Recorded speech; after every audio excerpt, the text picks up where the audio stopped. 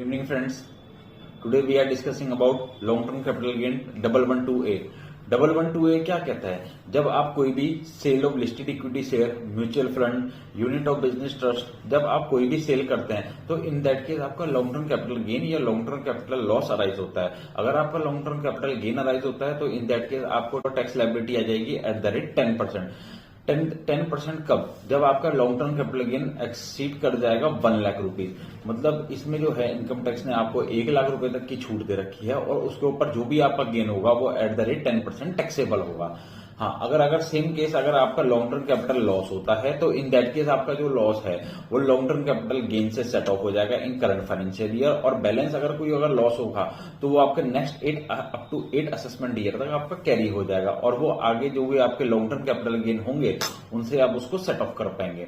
अब हमें ये कैसे पता चलेगा कि कोई भी शेयर्स आपका लॉन्ग टर्म है कि शॉर्ट टर्म है? वो डिपेंड करेगा at the time of sale. अगर आप at the time of sale उसे मोर देन 12 मंथ होल्ड करते हैं इन दैट केस आपका long term capital gain arise होगा, और अगर आप उसे लेस देन 12 मंथ उसे अगर आप होल्ड करते हैं at the time of sale तो इन दैट केस आपका short term capital gain arise होगा।